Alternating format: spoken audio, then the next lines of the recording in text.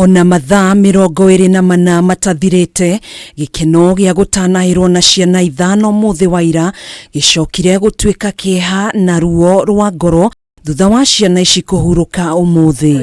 Family ya Margaret wa Irimo, nyina wa ciana ici, hamwe na muthuri wake Simon Ndungu Kinyanjui, riu matigitwo mari na ciuria nyingi thutha wa gutungio igutha riri. The father is not around, hangeweza kufika hapa.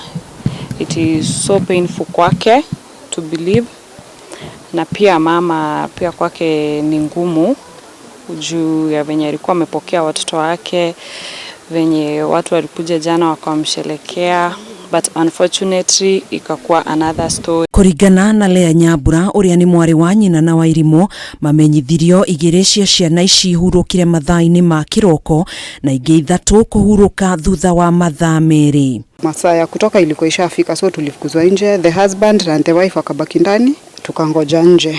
Hapo ndio tulipata news about the 2. Kwanza tukaenda nyumbani, unfortunately around 1 ndio tumepata news kuhusu hao wengine. Kuringana na murugamiriri munene thibitari-ini ndagitari Aisha Maina, ciana ici iria ni tuiretu tuna na kahai kamwe irari na mieke minini ya gukorwo iri muoyo, kuona ciiga imwe cia mwiri itirarikitie gukura wega. It is well documented that with multiple pregnancies there is a high risk, and the chances of children surviving etc because of the low birth weight is of course not rated as high as a normal pregnancy. Riu family no ni hoete uteithio makiria ihinda-ini riri magumeirwo ni ihinda iritu. Na yote tunasema Mungu ndiye upeana na ndiye uchukua.